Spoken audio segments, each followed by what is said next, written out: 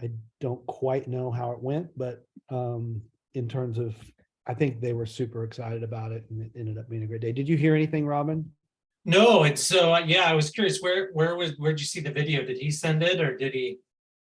I must have seen it online. I'm guessing he posted it to Facebook. Oh, okay. Oh, there. Is that it, Katie?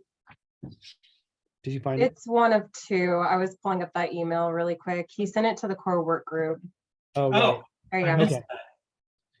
Yeah, I knew I saw it somewhere. I'm kind of at the final stages of reconciling the Blasters. For those of you that don't know Sarah and Melissa, I had my signature fundraising event on October 20th at Top Golf. We had over 400 people there, had over 100 kids from Big Bros and Big Sisters and the Girl Scouts coming to just kind of enjoy a night out at Top Golf. And we were able to provide all the kids and their bigs, all the bigs and littles with a dinner, and they got to play golf together and had a really great time. And then we also entertained the group with a kind of a special private hawk talk with head coach Bill Self of the Kansas Jayhawks.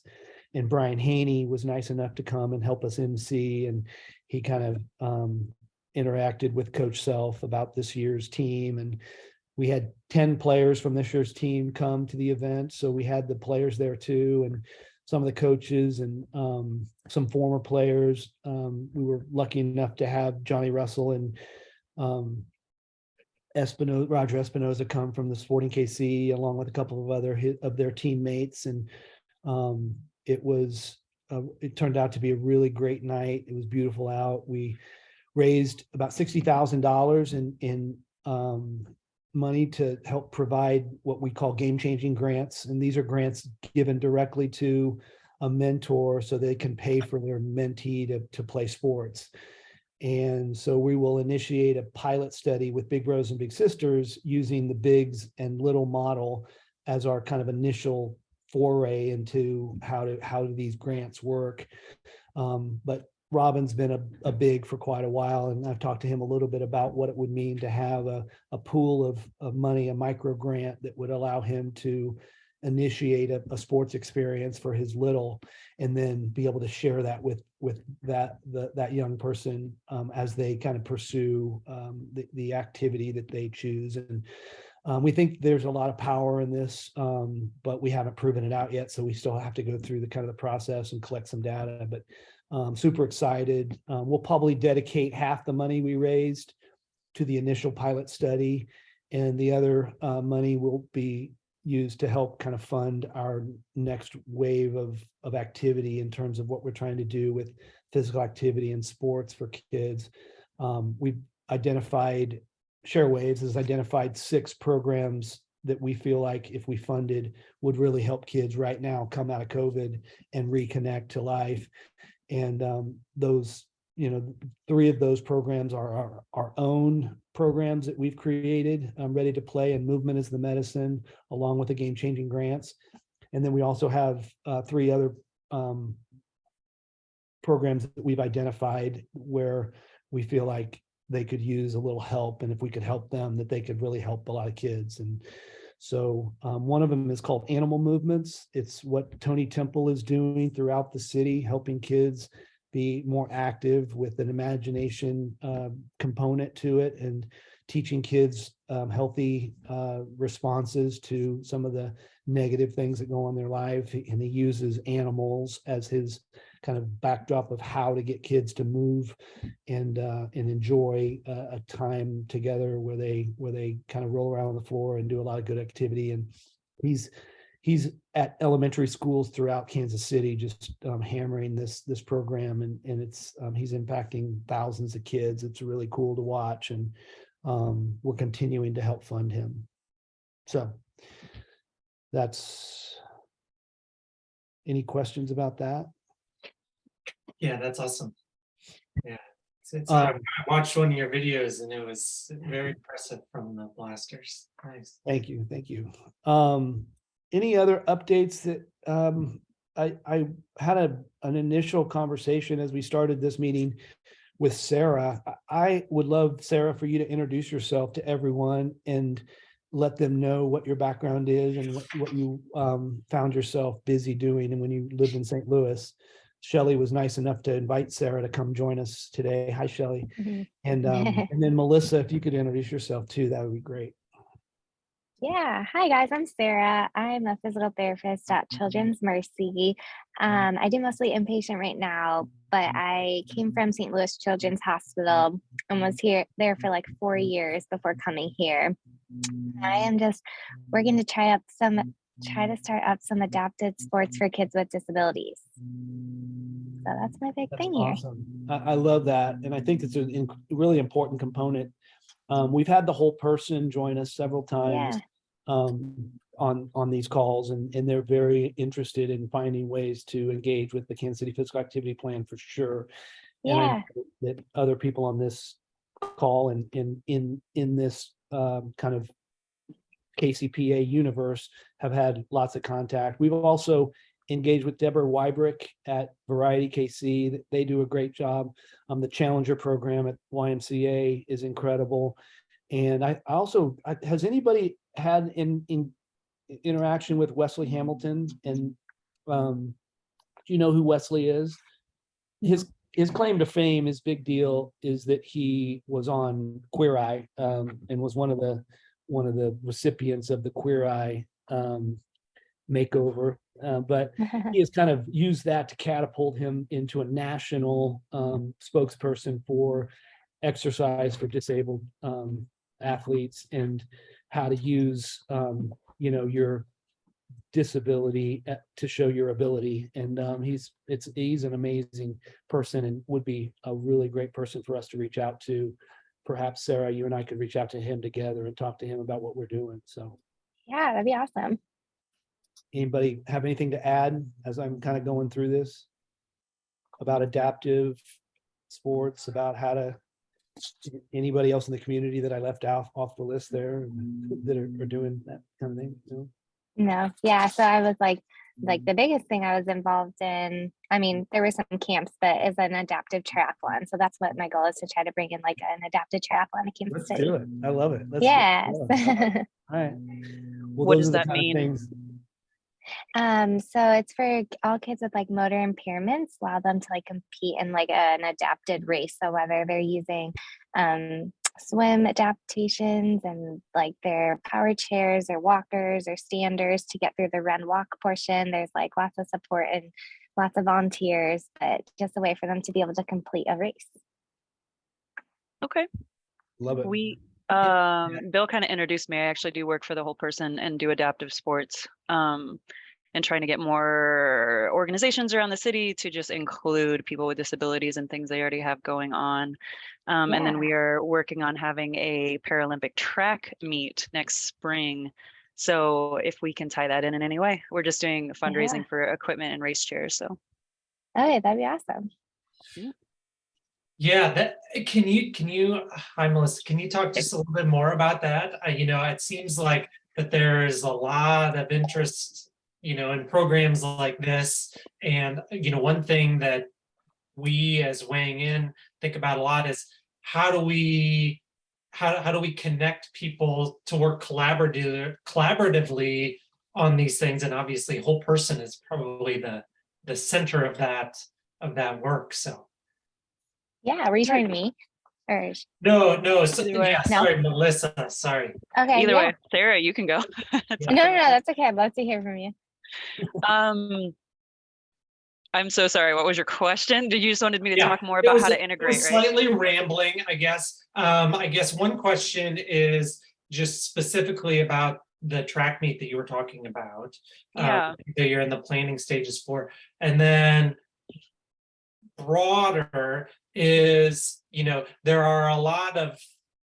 a lot of interest, it seems to me from my perspective, in how what we try to do is connect people so they're not working in silos. So obviously connecting with your organization is probably the biggest thing we can do. So maybe can you talk a little bit about that process as well, in addition to the specific track meet? Yes. Kansas City is very unique. So I've worked in a few different states and even different countries, but that we don't have a hub here in Kansas City that does adaptive sports in general or programming like DASA in St. Louis or Paralympics in Colorado Springs. Yeah, we just don't have a centralized location that everybody can go and then kind of go out from there. So I've only been here a year. And what I've been trying to do, like I mentioned, was get organizations that are already doing things. So ROKC, rock climbing, I have partnered up with them and we have adaptive rock climbing nights now. So, and what that generally means is nothing changes, but they just have staff available to help. If it's a more one-on-one client or somebody that wants to climb, we have wheelchair clients that can come and climb. They have the special lift for that. And luckily they had all that equipment, so that's been awesome. Girls on the Run actually just contacted me today as well to see if we could do something coming next year. And I mentioned the track meet as well. And I kind of laughed because I've been working on this track meet for the entire year that I've been here. And it's just, it's a process of trying. We're meeting with Olathe, me and a volunteer, Olathe athletic director next week to talk about if we can reserve a field, how much that will cost.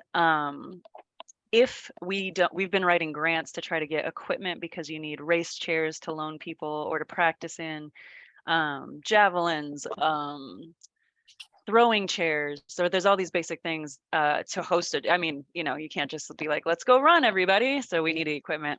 But yeah, that's so the whole person, me in particular, use our team here to write the grants, make the ads, spread it, you know, try to reach out to, I'm branching out more to Special Olympics too and how we can integrate with them, and then also able-bodied events that are going on and asking if we can be included. That's a summary. I love it. That's awesome. As you're like, what can this group do to help you guys in that work? I honestly, and I can't remember, I think Anthony Trekis was part of this maybe when it first started through ASGKC. So ASGKC is the umbrella organization that the whole person really uses for these partnerships. So for me being here is just kind of seeing what is going on in Kansas City and then insert myself in anything you guys are doing. But it can be a partnership. Yeah, it's really, I'm looking for opportunities all the time to say, can we have people with disabilities participate? So yeah, that's great. I'll just say one quick thing before, like if it's helpful as you guys are writing grants and things, we're happy. Kansas City Physical Activity Plan is more than happy to submit letters of support for those grants, which they sometimes can be helpful. So that's a very easy thing that we can do to help if that's something that you think you need. So Shelly, I know you had something too. Yeah, we actually just launched Block Life, which is a weightlifting program. It's not ours. It was already in place, and it was actually tied to Wesley Hamilton early on. But we have expanded now to 3 different locations this week as well. So I'm a certified adaptive inclusive trainer, and that'll be a big push, I think, because these are in CrossFit gyms. So it's CrossFit exercises, but again, for people in wheelchairs and cognitive disabilities. So that'll be a big thing that I would love help with kind of launching and getting the word out that Kansas City is really kind of pioneering this expansion with that. We're also tied into KU Med and their research programs through that too. So. Melissa, are you well connected with the parks and rec systems across the metro? I wouldn't say well connected. So we did do, I mean, I know Taryn, we haven't done anything yet. We do have archery programs. I was able to connect with Mission and do an archery program this year. That's an easy thing to do if you guys, you know, Parks and Rec have the equipment to do adaptive. And I'm always looking for gym space for power chair soccer with that field just opening to outdoor, but we always need indoor. And then bocce is super easy too. So Johnson County Parks and Rec has been interested in expanding their opportunities for kids in particular of all abilities, although they do it for other age groups as well. And their race director for their kids try has, and Sarah, correct me if I'm using the wrong terminology here, certified their race for something. Tell me. help me with a type of certification, Sarah. Yeah, I don't remember what exactly the certification was, but it's for like higher level kids with, or like people with like motor impairments to be able to participate in their current triathlon. So it's not adapted, they're still completing a full triathlon, but they're like higher level athletes. Yes, but we met with them. And this is where I met Sarah and thought this would be a great group for her to join as well. They're really interested in a separate adaptive triathlon. So their goal this year, well, let me say that differently. Their goal with their next triathlon, which is generally held in August, is to increase the participation of kids with differing abilities. Of course, like Sarah just said, they're higher level. And then with the goal of having an adaptive triathlon by 2024, if not sooner. So the other thing that they're working on, and again, this is Johnson County Parks and Rec, they host Kansas City Corporate Challenge. Are you familiar with that? Mm-mm. Oh, really? So I'm new. Corporate Challenge is an Olympic style sporting competition among businesses in the Kansas City metro. Okay. Hosted by Johnson County Parks and Rec. There are somewhere between, well, at their peak, this is prior to COVID, there were, I think they maxed out at like 220 businesses that could sign up. Okay. The business pays to participate. There are a whole host of different sporting activities that you do. Some are highly active, like a half marathon, and some are less physically active, but require skill. Archery, trap shooting, fishing, darts, bowling. I mean, there's everything. Pickleball, 5K, soccer, basketball. I mean, I can ramble them all off here to you, but they are interested in doing some sports sampling. So that's a result of participation with the KCPA plan. And I think they're also interested in increasing opportunities for people of all abilities. They're oh my gosh, the term is escaping me, but they are raising money for, is it Cornerstones? I can't remember, but it is for people of differing abilities. It's not specifically tied to sport or anything like that, but it's resources and programming for that. I'd have to go back and look up exactly what it is. But anyway, I thought there are Parks and Rec groups in the metro that are actively working to expand their opportunities. I think one of the things that's probably missing there is experience. Knowledge and experience. What do you do? How do you do it? What's required? And I found this out specifically by listening to Sarah talk about the difference between what they're currently doing at their Kids Tri and what a true adaptive tri really is. So, like Robin already shared, we are really good at connecting people. We have a reasonable pulse on what's going on in different areas. And the attendance at this meeting doesn't really reflect the connections that we have through the different sectors of the PA plan. And so I think that's one of the things that I certainly want to see us do a little bit better. And that's connecting the groups in ways that actually move the needle. Yeah. And to be honest, it's finding people that are willing. This is not disparaging to anybody, but you're right. People don't know what it looks like and they don't think that they're trained enough to include someone with even special needs. And so coaching the wheelchair tennis team, I have yet to find a tennis instructor that is willing to work with it. There's been one, and I mean, I wrote tons and ton of people. Maybe only a couple of them got back to me saying like, I don't know how to do that. But that's kind of the consensus is people, until they see it, they don't understand, like literally just let us and come do what you're doing. So yeah, if there's people that are willing to allow people with disabilities to participate, let me know and we will advertise it and try to get people there, because it's really just about inclusion, like saying you are invited to this thing. That's it. And so this is are you familiar with Win for KC, the Women's Center Sport Network?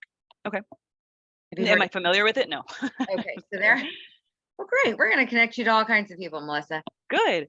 Are a part of the Kansas City Sports Commission and Foundation. They focus primarily on women and girls and using sport as a way to promote character building, leadership, social skills, et cetera, et cetera. They host summer camps. And the camp is really about sport sampling as well. So they bring in instructors to introduce a whole host of different things to the girls who participate. So it might be archery, football, soccer, rugby, field hockey, just to name a few. Mhm. So I think we get stuck in we're focusing on what we know. Yeah, which is yeah. Kids who don't have any real limitations. How do we help expand that, whether it's to have a special camp for kids with differing abilities? And I say that not from they shouldn't be included with other kids. I'm saying that from hey, we got to practice doing this somehow and let people get exposed and used to the idea of it looking a little bit different.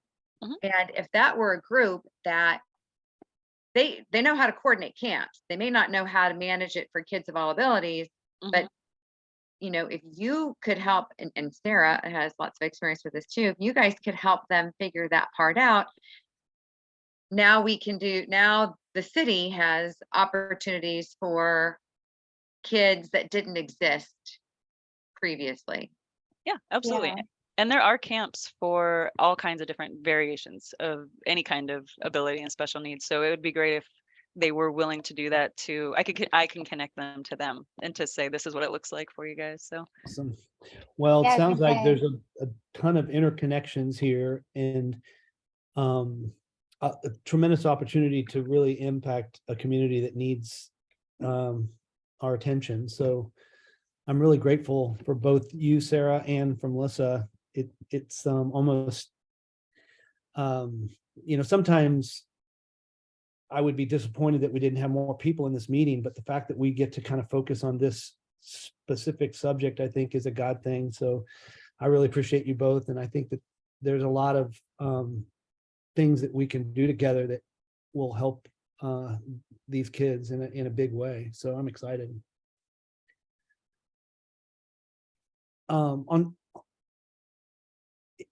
If there's nothing else to kind of close that conversation out with, there's a segue here that I want to kind of make in terms of what we've been focused on for the last couple of weeks. And, I will apologize for not having more people at this meeting. I really kind of take it as a personal responsibility to invite people and get them here. And I haven't really been able to get my head away from my event in October to really focus on this. But it is one of my priorities to get this room full of sports enthusiasts that want to use sports to help increase physical activity in Kansas City. And I think that there's no reason why there's not 50 people in this meeting, although that would be hard to manage. But there is a lot of fans of this idea that sports is a conduit to connect to all people. But in terms of identifying where the pain points are for adaptive sports in Kansas City and the pain points for all different engagements around youth sports and where some of the problems are in our city when it comes to looking at the youth sports landscape and where the money gets doled out and where the haves are and where the have-nots are. There's a national organization called the Aspen Institute that has dedicated themselves over the last 6 to 7 years in trying to uncover where the problems in sports are for kids and where play is accessed by kids and really doing qualitative and quantitative research that tells different different leaders across the country where the problems are. They've identified 8 clear problems or what they call opportunities with youth sports, and they have recommended solutions for each one of those. And that's all encompassed in a book that they've created called The State of Play. And that was published in 2017, and that's kind of been disseminated out. And now on top of that, they've gone ahead and done research during COVID and research, a lot of different data they started going into communities and doing community reports. And originally these were comprehensive $200,000 reports that would spit out where different things in the city were, what was happening in the city in terms of youth sports. Lots of surveys, lots of data collection, lots of understanding, and then they would print a community report, and that report would be used by the different organizations in the city to try to address some of the findings. They have kind of morphed that into a little different type of offering as they've kind of learned what the markets want. They've done about 14 of these community reports across the country, and at varying degrees of success. One of the most successful reports that they've done is in Seattle. We met with Dr. Julie McCleary of the Washington University of Washington, whatever school she's involved in. And they have utilized that report to create a lot of common a belief and understanding and a lot of impacts, community impact activities have gone on. And we use that conversation to go back to Aspen Institute and talk to them specifically about what we could do with a community report here in Kansas City. And Robin, you can kind of take over here and kind of talk a little bit more about the hybrid offering that they have made for us. But we met together a week ago to talk a little bit more about what this would mean for us, and more than anything else, it would allow us to ask for money for specifics with data that would back up those asks, so that when we go to write grants, we have a really good knowledge of why we're doing what we're doing and why it matters. And grant tours will look at that favorably because the Aspen Institute has such a national reputation. Robin, do you want to help me with that a little bit? Yeah, no, I mean, you described it well. So, these, and maybe Katie, you can find the link to the presentation by Julie to throw in the chat.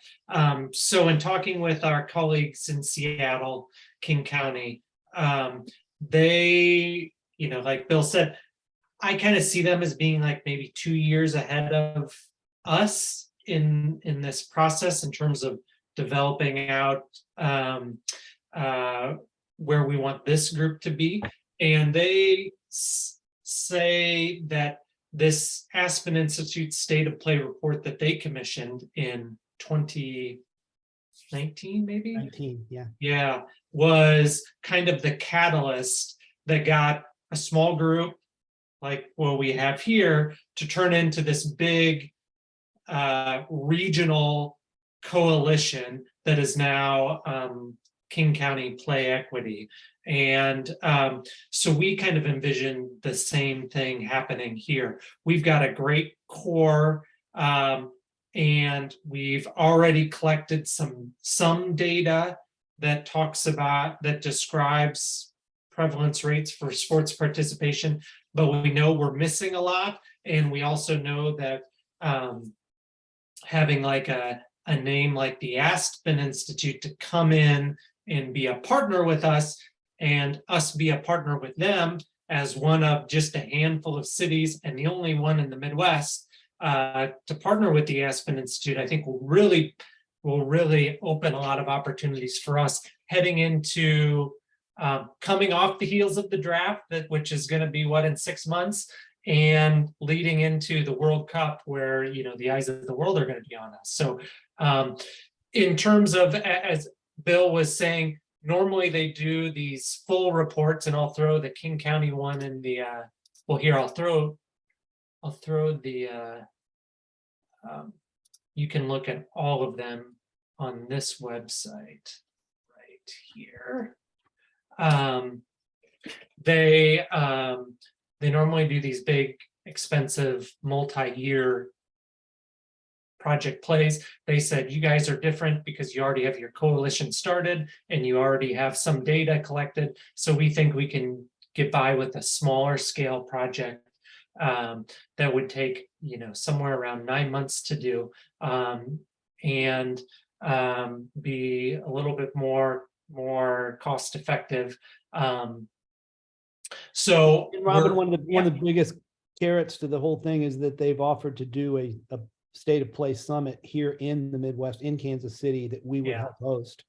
And that could be a really kind of, strong place to be, an event that people would see regionally as really bringing recognition to what the work that we've been trying to do for the last 2 years.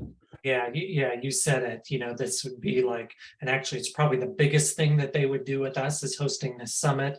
And you can see what they would talk about in some of those reports that you can find at the link, but they have really good guidance on what to do next after the report has been completed. And that's the summit will kind of use what will set the stage for the work that comes next. So all that to say is that I've got another meeting set with them next week to talk in a little bit more details about the report. But I think that it's something that this group will probably move forward with. We have some, we've mentioned it in past meetings, but the Kansas City Physical Activity Plan has about $10,000 for each sector for projects. So we'll use our $10,000 for the sports sector to go towards that report. We would also need to do some additional fundraising over the next several months. And so I've got a meeting with our philanthropy department in the next couple weeks to talk about that. And I know Bill has been thinking about, a targeted list of asks, because we want to really have this be a partnership with funders. And so we want to identify the funders that have the most interest in this type of work, so they can join us for this long process that we think will go on for years and years and years, not just a one-time thing. So any questions about that from anyone else? I don't think that it takes the place of the things that the sports sector is trying to do. I think what this is kind of an opportunity that will run parallel to the strategies that we already have set for this group, and I feel like it kind of helps us really within the groups talk about, one of the strategies is to form a youth sports coalition, a youth sports advisory board, or a youth sports alliance, where we have stakeholders sitting around the table talking about the different things that are happening. In order to inform that group and help guide that group, we'll have this report that will help establish some of the things that group might want to take on in terms of discussion and possible coming up with innovative solutions for some of the issues that are identified. Yeah, and one thing that Melissa, you mentioned, in Kansas City, there is no hub for adaptive sports right now. And I think that as we move forward with the generation of this state of play report, I think adaptive sports should be a key part of it. So we understand the need in the current opportunities that are there, which sounds like are fairly minimal, and then identify, how to move all of your great work and all the interest around this forward. So I think it's and the more I talk to people from organizations like the Whole Person or SportsMed or youth leagues, the more I'm just like, oh, this is exactly what everybody is saying that is needed for this region. So it's like prime. This region is primed for this type of work. Yep, we're ready. Mhm. Level. So the hope is that the Kansas City Physical Activity Plan partners with the Kansas City Sports Commission to help kind of put their blessing on this opportunity. I think they're going to be really excited about it. I don't think we have a plan to reach out to them at this point, do we, Robin? Is there anything that we've Have we? Yeah, I mean, nothing formal. I mean, we're talking with, I know Shelley's been communicating with the new Win for KC Executive director, who's and Shelley's got some other connections within the commission, and I think you do as well, you know, Kathy a little bit. So there's informal stuff, but there's not a formal ask yet, just while we continue to sort out the details. Right. And, Yeah. But at some point we will, and obviously the Kansas City Sports Commission is in charge of the draft and in charge of the World Cup. And so that, like, as Robin said, it's a really exciting time for Kansas City. I think the time is right for this opportunity for this report. But even without the report, I think it's still really exciting that the Kansas City Physical Activity Plan is kind of coming into its own. All the different sectors seem to be amping up the work that they're trying to do and moving forward. And I'm excited to still lead the sports sector into the next year and really accomplish some of the goals that we set out from the very beginning here.